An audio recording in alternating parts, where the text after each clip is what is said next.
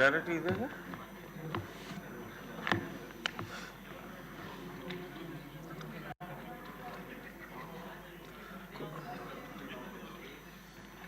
Question number 222 home minister గారు. ధన్యవాదాలు అధ్యక్ష. అధ్యక్ష, గౌరవ సభ్యులు అడిగిన క్వశ్చన్, రాష్ట్రంలో గంజాయి బ్లేడ్ బ్యాచ్లకు సంబంధించిన అసాంఘిక శక్తుల కార్యకలాపాలు పెరుగుతున్న విషయం వాస్తవమేనా అని అడిగారు అధ్యక్ష.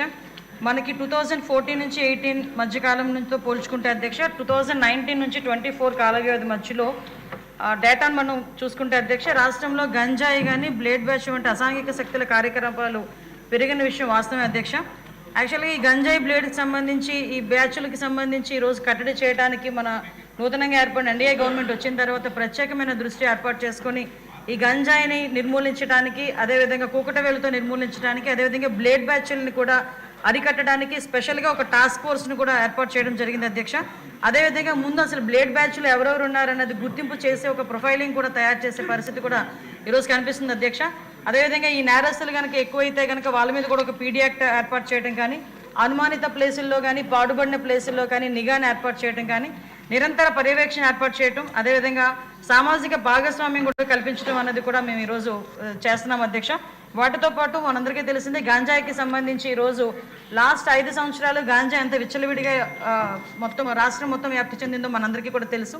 దాన్ని ఈరోజు కట్టడి చేయడానికి ఓన్లీ టాస్క్ ఫోర్స్ ఒకటే సరిపోదని చెప్పి ఈరోజు యాంటీ నార్కోటిక్ టాస్క్ ఫోర్స్ సంబంధించి ఒక సపరేట్గా ఒక వింగ్ని ఏర్పాటు చేసి దానికి ఒక అడిషనల్ డీజీపీ స్థాయి వ్యక్తిని ఈరోజు దానికి అధికారికంగా నియమించి ఈరోజు ఒక దాని ఫోర్స్లోకి తీసుకురావడానికి నిన్ననే క్యాబినెట్లో కూడా ఆమోదం అయింది అధ్యక్ష.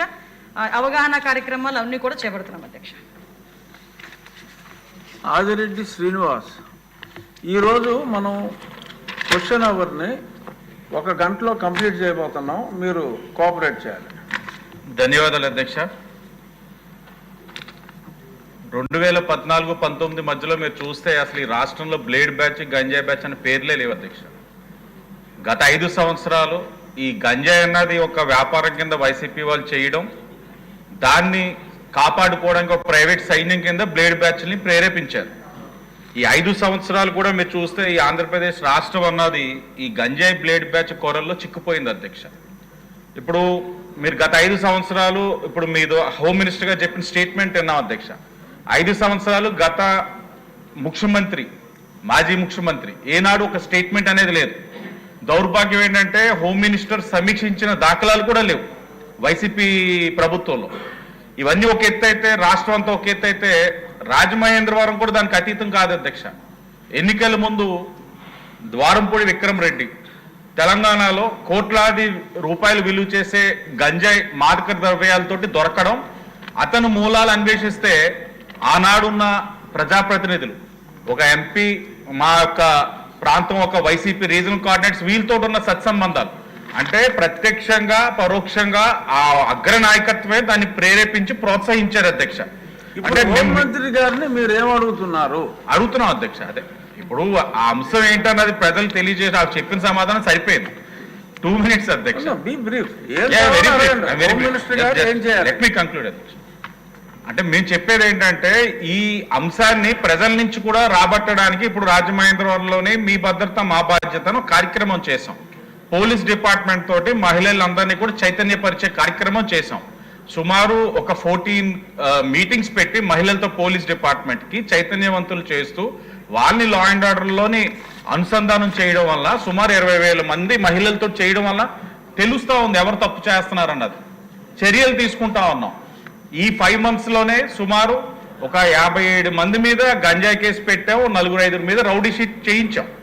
కానీ ఇవి సరిపోవట్లా, వాళ్ళకి భయం అనేది ఉండట్లా. అరెస్ట్ అవుతా ఉన్నారు, జైలుకి వెళ్తా ఉన్నారు. నేను మీ ద్వారా హోమ్ మినిస్టర్ గారికి కూడా చెప్తా ఉన్నాం, జైలు డిపార్ట్మెంట్ పైన కూడా సర్వేలెన్స్ ఉండాలి. ఎందుకంటే కడప ప్రస్తుత ఎమ్మెల్యే జగన్మోహన్ రెడ్డి పుణ్యమాన నేను కూడా 11 రోజులు జైల్లో ఉన్నాం. అంటే మాకు అర్థమైంది ఏంటంటే 11 రోజుల్లోనే మనం అరెస్ట్ చేయించి జైలు పంపించేసాం అనుకుంటున్నాం. కానీ లోపల గంజాయి పండించేవాడు ఉంటున్నాడు, గంజాయి ట్రాన్స్పోర్ట్ చేసేవాడు ఉంటున్నాడు, గంజాయి వ్యాపారం చేసేవాడు ఉంటున్నాడు. ముగ్గురు నీట్గా జైలు లోపలే మాట్లాడుకొని బయట వ్యాపారం చేస్తున్నారు, ఫోన్ల ద్వారా మాట్లాడుకొని. దానిపైన కూడా ఒక సర్వేలెన్స్ అనేది ఉండాలి జైలు డిపార్ట్మెంట్ మీద. అలాగే చట్టాలు తీసుకురావాలి, భయం అనేది ఉండాలి. అంటే చట్టాలంటే ఈ దిశ చట్టం లాగా చట్టబద్ధత లేని అలాంటివి కాదు అధ్యక్ష. భయం అనేది ఉండాలి. రాష్ట్రంలో మహిళలందరూ కూడా ప్రశాంతంగా జీవించే విధంగా ఉండాలి. ఆ చట్టాల్ని కఠినంగా చేసే విధంగా ఆవిడ హోమ్ మినిస్టర్ గారితో మేము మీ ద్వారా అడుగుతా ఉన్నాం అధ్యక్ష. అది కావాలి. ఇంకొకళ్ళు అయ్యాక ఒకేసారి సమాధానం చెప్పండి అమ్మా. సుందర